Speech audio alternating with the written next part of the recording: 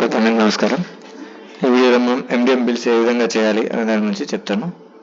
అంటే మనం మొబైల్ యాప్లో చేసిన తర్వాత బిల్ జనరేషన్ మీ వెబ్సైట్ లింక్ మీకు డిస్క్రిప్షన్లో ప్రొవైడ్ చేస్తాను.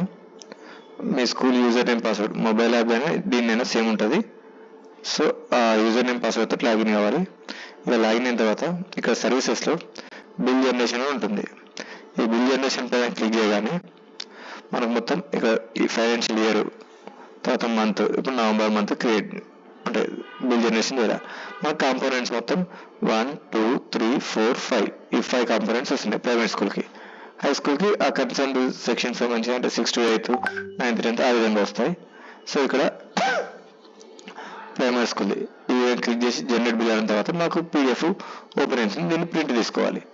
అదేవిధంగా ఇట్లా ప్రతిదీ కూడా అన్ని ఎగ్ తర్వాత ఇక లాస్ట్లో ఇది మెయిన్ ఇంపార్టెంట్ కన్సల్టేషన్ రిపోర్ట్ అని ఉంటుంది, including CCH work details.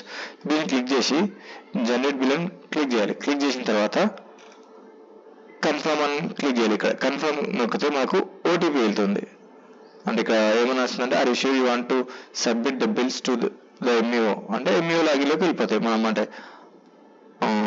Finalise చేసినట్టు ఈ విధంగా ఓకే కొట్టాలని మాకు మొబైల్ నెంబర్కి OTP వెళ్తుంది. OTP వెళ్ళిన తర్వాత ఆ OTPని చూసి ఎంట్రీ చేసేసి ఇక్కడ కన్ఫర్మ్ బిల్ కొట్టేయాలి.